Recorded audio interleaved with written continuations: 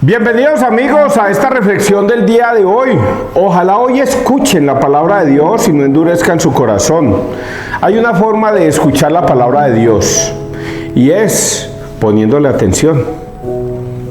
Porque el problema de escuchar la palabra de Dios es que las personas la escuchan pero no la entienden y entonces no le prestan atención.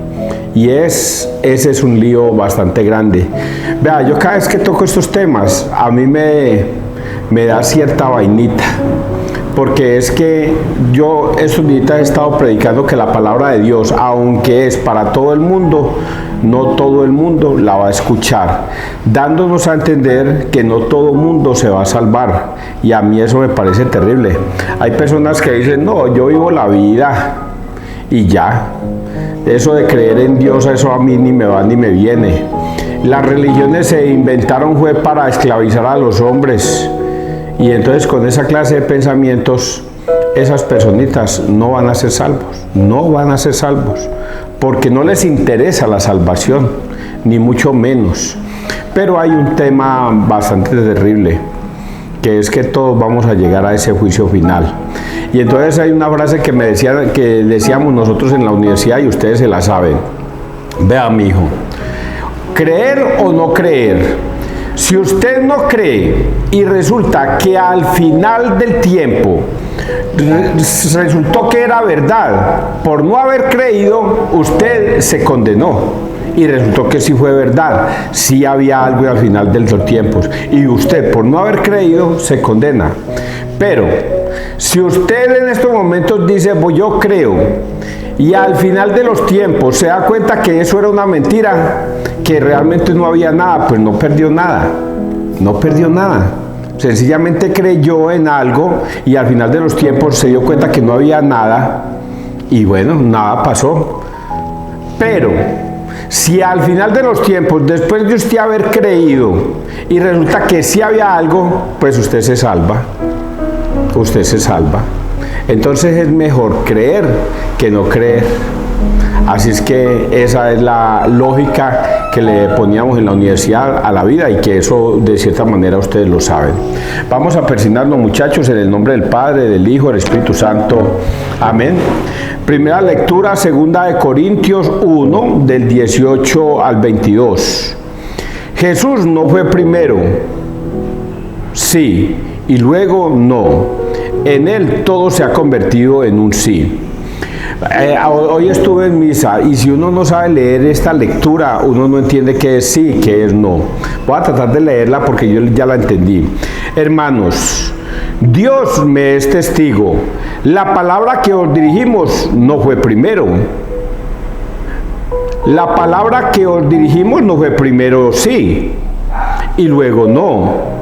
Cristo Jesús, el Hijo de Dios, el que Silvano, Timoteo y yo os hemos anunciado, no fue primero sí y luego no.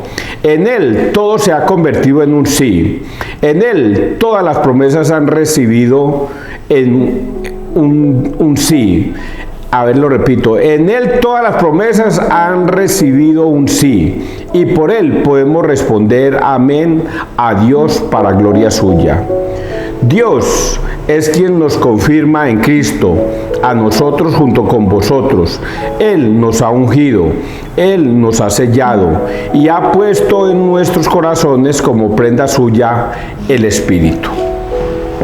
Vea, sin querer, queriendo, yo ya les expliqué esto hace un instante. Si usted dice que Dios no existe y al final se da cuenta que sí existe, usted se condenará. Pero si usted dice que sí existe y al final de las cuentas se da cuenta que sí existió, entonces usted sí se salvará. Es esto mismo. Anteriormente decían que era un sí o que era un no. Y resulta de que cuando vino Jesucristo, resultó que sí. Sí hay vida eterna, sí hay salvación, sí hay algo más después de la muerte. Sí, eso es lo que está diciendo la palabra de Dios. Pero nos está poniendo un pero que también ya se los dije. Y es este pero que es terrible. El pero terrible es este final. Dios es quien nos confirma en Cristo. a nosotros junto con vosotros. Él nos ha ungido, Él nos ha sellado y ha puesto en nuestros corazones como prenda suya el Espíritu. Y ayer les decía que estos días, la semana pasada leíamos un pasaje bíblico que lo voy a traer a colación, y es que Pablo se fue a predicar a la orilla del río donde habían unas mujeres lavando ropa. Y todas esas mujeres comenzaron a escuchar la prédica de Pablo. La estaban escuchando, pero solo una de ellas entendió, el Espíritu Santo le llegó y entendió lo que Pablo estaba predicando, solo una. A ella es lo que está escrito aquí en esto que acabo de leer. Solo una fue la que entendió la prédica de Pablo. Dios es quien nos confirma en Cristo a nosotros junto con vosotros. Él nos ha ungido, Él nos ha sellado y ha puesto en nuestros corazones como prenda suya el Espíritu. Solo Livia entendió el mensaje. Se le predicó a todos, pero solo una mujer, Livia, entendió el mensaje. Lo mismo pasó cuando Pablo fue al Areópago, allá en Grecia, en Atenas. Le predicó a todos los filósofos que estaban reunidos en el Areópago. Y yo les decía a ustedes que el Areópago es un sitio como una plazoleta donde se reunían los eruditos a hablar y a filosofar sobre la vida. Llega Pablo y como es una nueva ideología, lo invitan a que dialogue con ellos y les predique. Y Pablo utiliza su astucia para predicarles. Y dice: vea muchachos, yo he recorrido Atenas y veo que ustedes tienen una cantidad de dioses por acá, dioses por allá, diosas y todo. Pero encontré una inscripción que decía a un Dios desconocido y ahí no había nada. A un Dios desconocido. Pues bien, ese Dios desconocido es el que yo vengo a predicarles. Ese es el que yo les vengo a predicar. Y es Jesucristo, que murió, vivió entre nosotros, hizo milagros, murió en la cruz, pero al tercer día resucitó. Cuando él dijo resurrección, esos hombres dijeron: ah, no, este man ya vino a hablarnos caspa, como cierto amigo que tengo yo por acá que dice: eso es pura caspa. Y entonces, no, ahorita no quiero hablar de ese tema, y salió y se fue. Y otros más educados dijeron: venga amigo, gracias por habernos explicado eso, ahorita pues nos queda y nos deja la inquietud, pero por ahorita no, otro día lo escuchamos de nuevo, y salieron y se fueron. Pero entre la multitud habían unos que se llamaban Dionisio y Damaris, esos dos creo, y esos dos sí escucharon a Pablo. Y a esos dos se convirtieron. El Espíritu Santo les llegó y se convirtieron. ¿Cuántos habían en ese Areópago? Digamos 20, 30 personas. ¿Y cuántos se convirtieron? 2. A esos les llegó la palabra. A esos es que sí, les llegó Jesucristo. A esos es que les dice la palabra hoy, a ellos sí les llegó Jesucristo. Y son los escogidos por Dios, los que van a ser salvos, porque el Espíritu anda con ellos. Ustedes, hago la pregunta: ¿Dios está con usted? ¿Usted cree en esto? La palabra de Dios le llega a usted y la entiende, la comprende. Y usted va a decir sí o no. Si es sí, el Espíritu de Dios está contigo.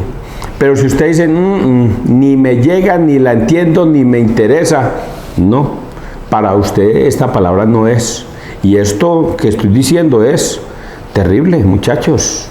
Es terrible porque usted no es uno de los escogidos. Bueno, vamos a leer el Salmo 118. Haz brillar, Señor, tu rostro sobre tu siervo. Tus preceptos son admirables, por eso los guarda mi alma.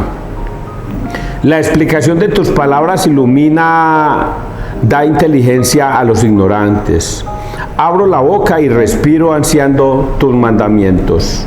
Vuélvete a mí y ten misericordia, como es tu norma con los que aman tu nombre. Asegura mis pasos con tu promesa, que ninguna maldad me domine. Haz brillar tu rostro sobre tu siervo, enséñame tus leyes. Este salmo va dedicado a los que creen.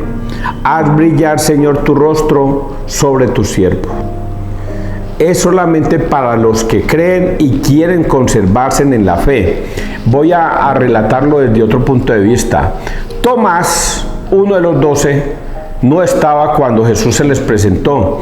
Y cuando los apóstoles fueron y le dijeron, venga, Tomás, ¿cómo te parece que Jesucristo se nos apareció resucitado y todo? Y Tomás dijo, como muchos dicen, yo como que eso no lo creo. Ese cuento nadie me lo da. Hasta yo no ver, no tocar, si yo no meto los dedos en sus llagas y su mano en el costado, yo no creo. Y 8 días después aparece Jesús y le dice, ven Tomás, mete tus dedos en mis llagas, mete tu mano en mi costado y no seas incrédulo sino creyente. Y ahí sí ya, como vio, entonces Tomás se arroja a los pies llorando, Señor mío y Dios mío, y exclama esa expresión. Y Jesús le dice a Tomás, porque me has visto, has creído. Dichosos los que sin necesidad de ver o tocar creen, se conservan en la fe, y para ellos es este salmo. Haz brillar, Señor, tu rostro sobre tu siervo, que tus preceptos son admirables, por eso los guarda mi alma. La explicación de tus palabras ilumina, da inteligencia a los ignorantes. Abro la boca y respiro ansiando tus mandamientos. Y vamos a leer el Santo Evangelio, Mateo 5, 13, 18.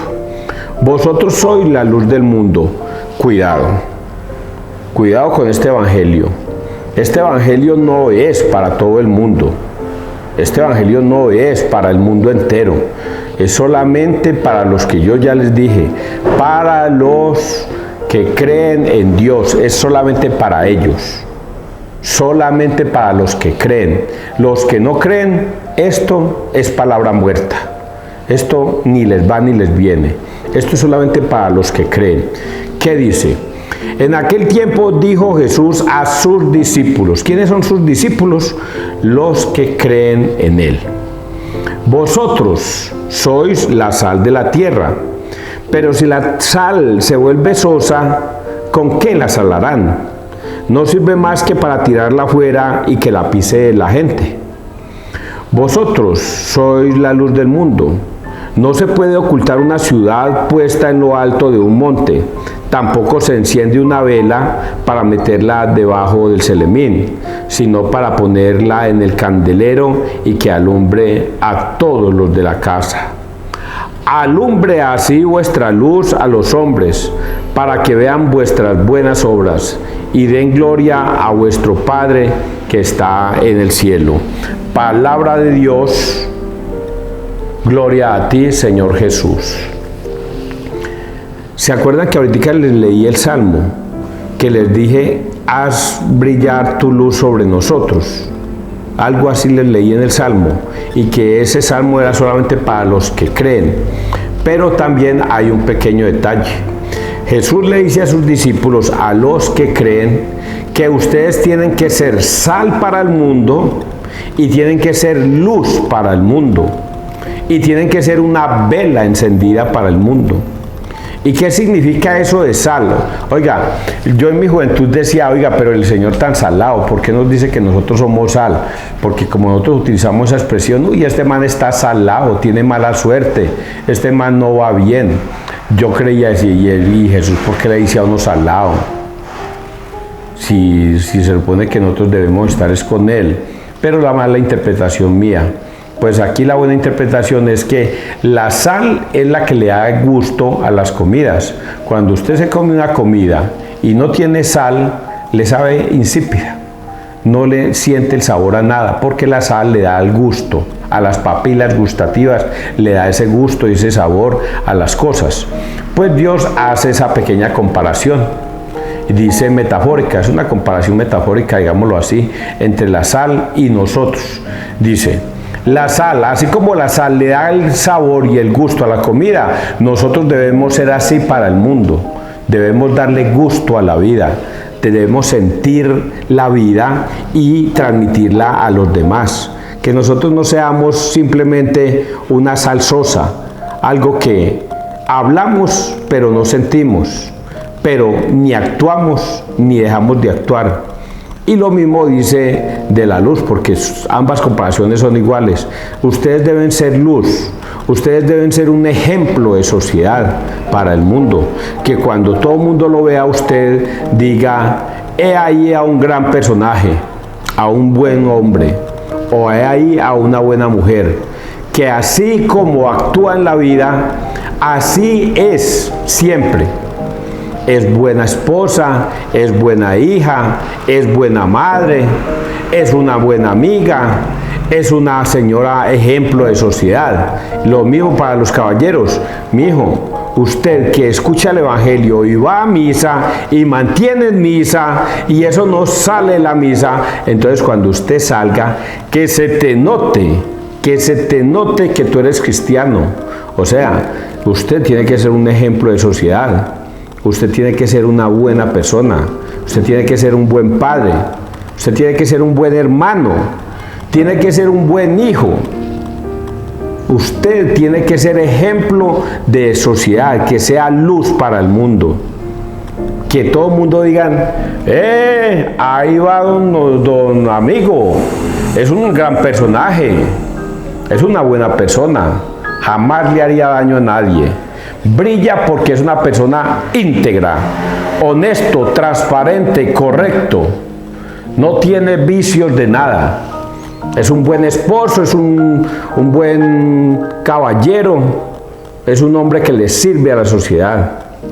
Y Jesús hace la comparación inmediatamente. Nadie prende una vela y la mete debajo del celemín, o sea, debajo de la cama.